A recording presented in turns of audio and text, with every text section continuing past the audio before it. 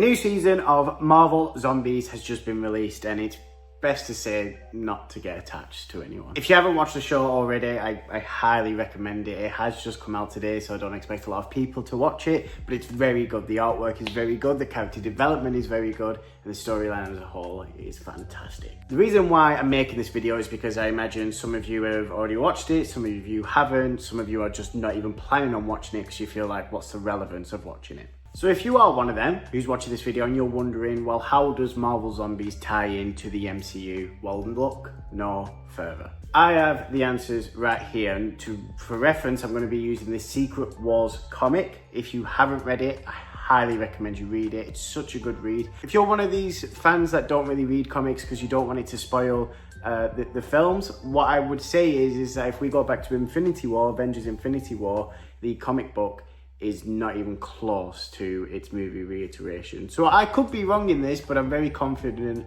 on what I'm going to say in terms of Marvel Zombies. In the Secret Wars comic, we see Dr. Doom become God Emperor Doom, and essentially what happens is he destroys the multiverse and makes one universe that he controls. How this works is that multiple worlds and multiple universes kind of collide into one and make this one planet called Battle World. And because of the collapse of the multiverse and we find these worlds kind of merge into one of the worlds that get merged is a zombie apocalyptic world. This zombie infested planet is then labelled as the Deadlands in the Secret Wars comic. Essentially what the Deadlands are actually used for in the Secret Wars comic is that if anyone goes against God Emperor Doom and God Emperor Doom wants to punish these people, he'll send them into the Deadlands. We see this in the start of the Secret Wars comic with Captain Britain unfortunately meeting his fate inside the Deadlands. But we also see later on, which I'm going to show a picture on the screen hopefully, of Namor and Black Panther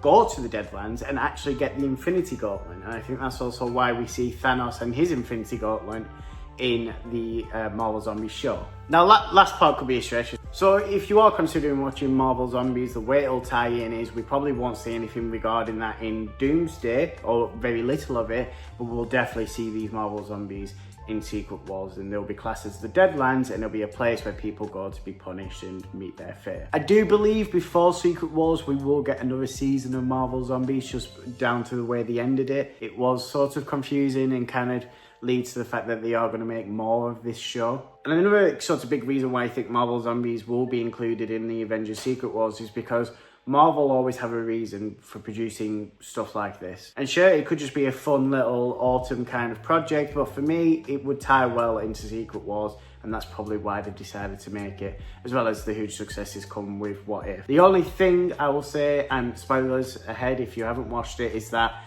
don't know what they'll do with the zombified version of Scarlet Witch. I can't imagine that would be included in the Deadlands because she's insanely overpowered, as well as Infinite Hulk, which by the way I absolutely love. But what did you think of the show? Have you had a chance to watch Marvel Zombies yet? Are you a fan of it? Are you excited for it? Let me know in the comments. I want to know your opinions and your thoughts of this.